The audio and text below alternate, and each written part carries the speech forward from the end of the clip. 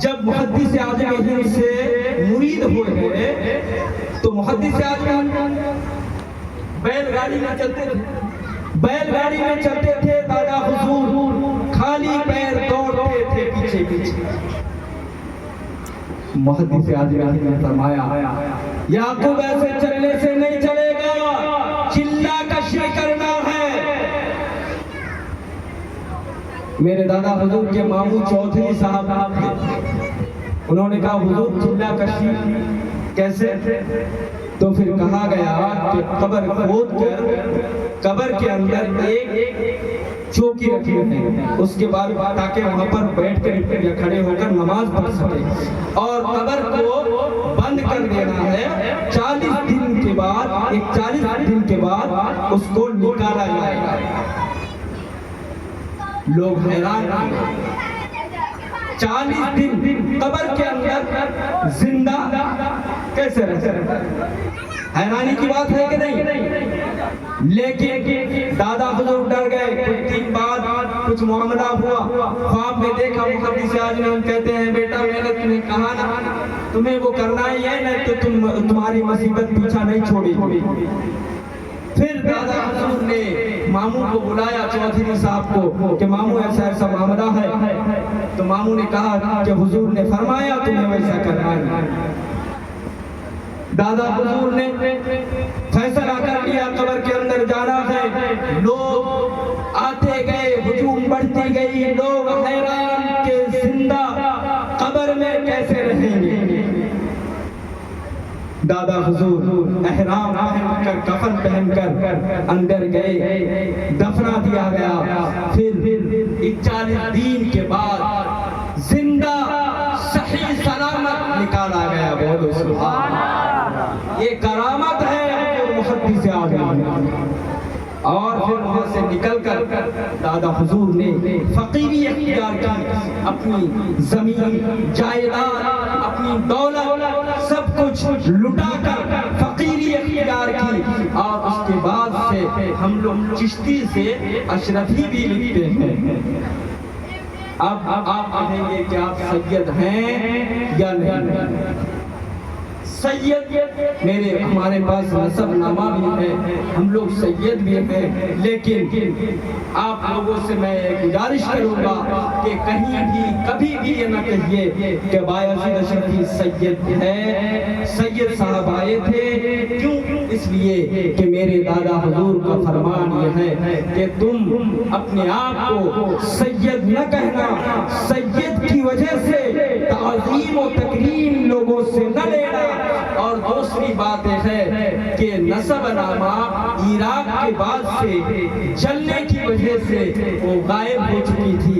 لوگ اگر پوچھیں گے کہ رسول کریم تک تم بتاؤ, اگر وہاں سے بتانے میں کسی قسم کی غلطی ہو گئی تو پھر اس کی ذمہ داری قیامت میں ہمیں دینی پڑے گی.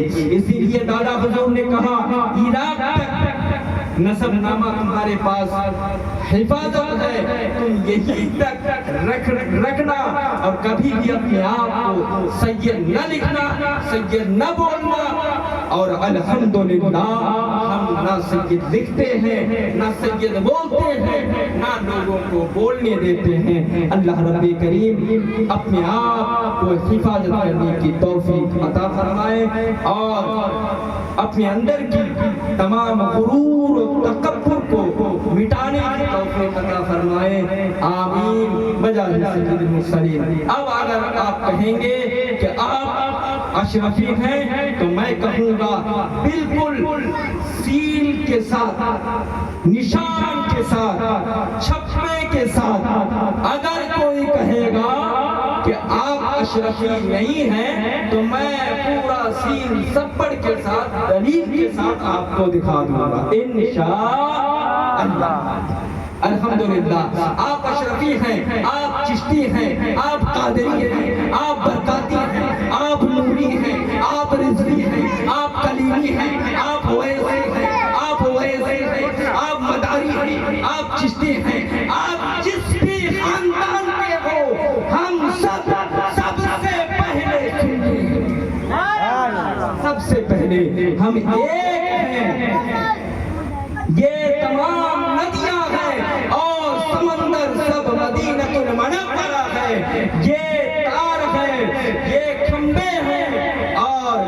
جنریٹر جو ہے، پاور ہاؤس جو ہے مدینہ المنورہ ہے. یہاں سے بجلی کہاں سے ملتی ہے؟ مدینہ المنورہ سے.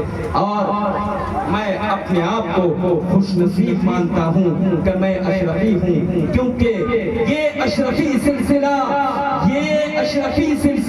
400 سلاسلوں کا مجموعہ.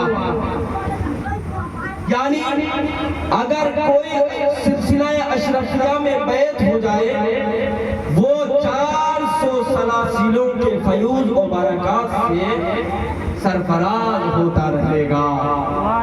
اگر کوئی چاہے کہ میں سلسلہ چشتیہ میں بیعت ہونا چاہوں، اشرفیہ میں بیعت ہو جائے، چشتی لکھنا شروع کر دے.